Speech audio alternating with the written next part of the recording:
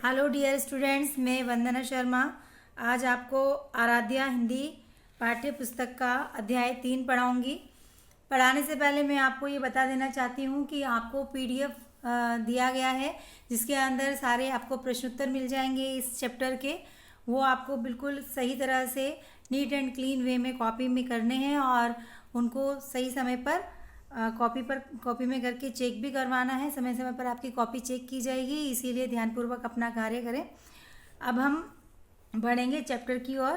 Chapter का नाम है अहंकारी राजा, जिसमें राजा का अहंकार किस प्रकार सन्यासी ने खत्म कर दिया, एक साधु ने खत्म कर दिया। राजा बहुत ज़्यादा अहंकारी था, उसके बारे में बताया गया है।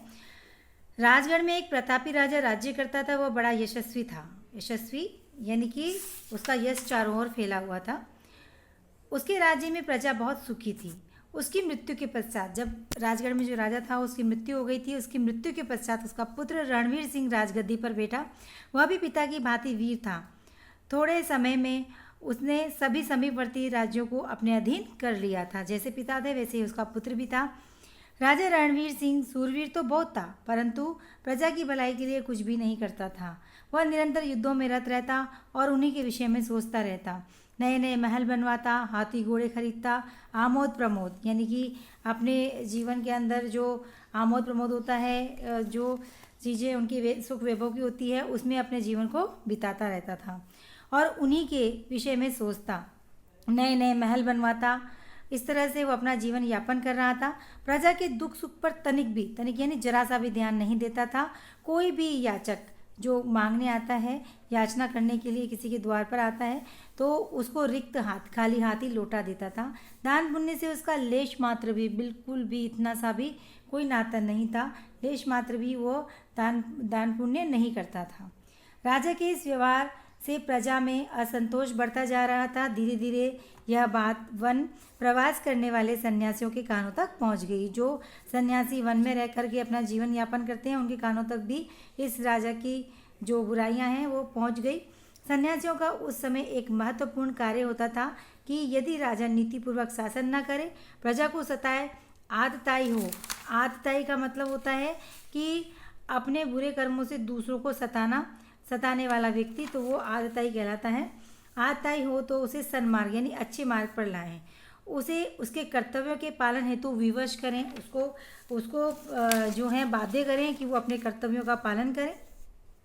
विवश कर देना यह सन्यासियों का कार्य हुआ करता था। सन्यासी ने जाकर राजा को समझाया, उसे उसके कर्तव्य की याद दिलाई, उसे बताया कि आपका कर्तव्य क्या है, आपको प्रजा के ऊपर ध्यान देना चाहिए, प्रजा की भलाई के लिए कार्य करने चाहिए, न कि अपने आमोद प्रमोद के अंदर जीवन बिताना चाहिए। परंतु राजा तो क्या था, अहंकारी था, उसके अंदर घमंड व्याप्त था।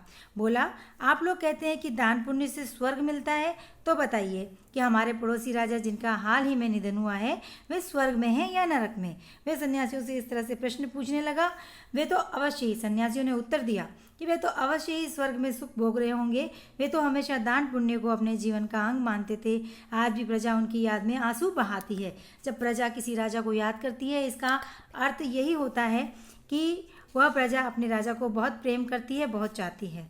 सन्यासियों ने उत्तर दिया। सन्यासियों ने इस प्रकार कहा, ठीक है।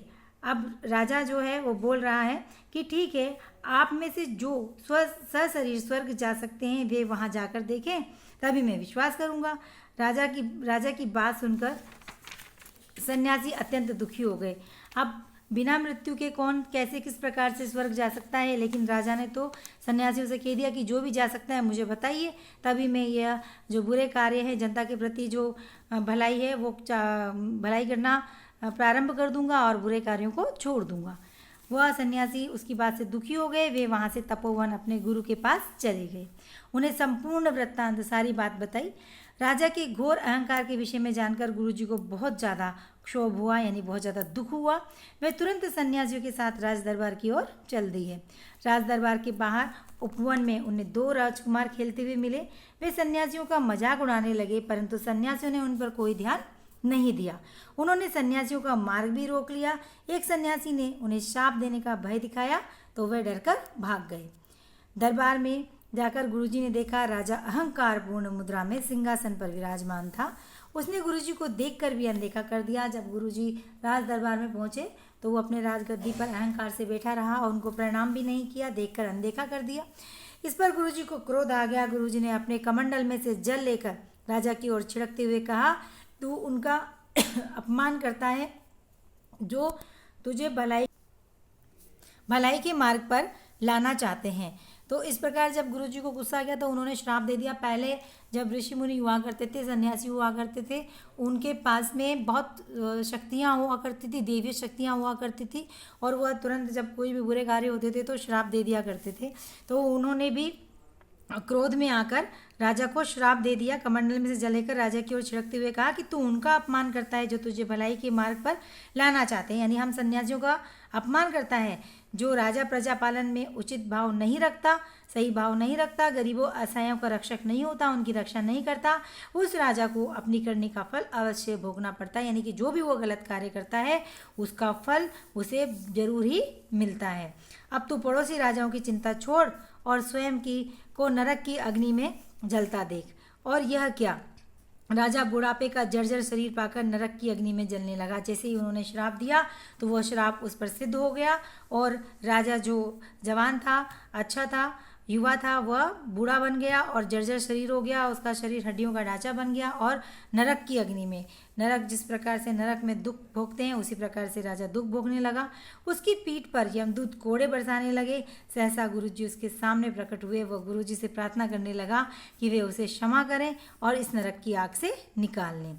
गुरुजी ने अपने कमंडल से जल लेकर उस पर छिड़का तो वह पूर्व स्थिति में आ गया। उसने गुरुजी के पैर पकड़कर क्षमा मांगी और सभी सन्यासियों को की ओर हाथ जोड़कर प्रार्थना भरे स्वर में बोला, आप जैसा चाहेंगे मैं वैसा ही करूँगा। क्योंकि उसे पता चल गया था कि किस प्रकार से नरक में जो राजा अच्छा नहीं होता, जो राजा प्रजा को पीड़ा देता है, उसको नरक में दुख भोगना पड़ता है, वो उन्होंने उसके समक्ष दिखला दिया था। इसीलिए वह क्षमा मांगने लगा और प्रार्थना भरे स्वर में बोला, आप जैसा चाहेंगे मैं वैसा ही करूँगा। उस दिन से राजा ने अपनी जीवन शैली बदल ली। वह प्रजा की भलाई में ही रहने लगा। दीन दुखियों के लिए उसने अपने राजकोष, राजा के जो खजाने होते हैं वो खोल दिए। विद्यालय, अस्पताल तथा धर्मशालाएं बनाने लगा। जो लोगों के लिए सहायक होते हैं वो सारी चीज़ें उसने वहाँ बनवाई। विद्यालय पढ़ने के लिए बनवाया, अस्पताल जो है चिकित्सा के लिए, लोगों के इलाज के लिए बनवाया, धर्मशालाएं बनवाई। इस प्रकार से पक्की सड़कों और कुओं की भी भरपूर व्यवस्था में जुट गया था। प्रजा भी अब उसे अपना हित चिंतक मानने लगी थी। यह पाठ यहीं समाप्त होता है। मैं आशा करती हूँ कि आपको मेरा पढ़ाया गया अध्याय समझ में आया होगा। धन्यवाद।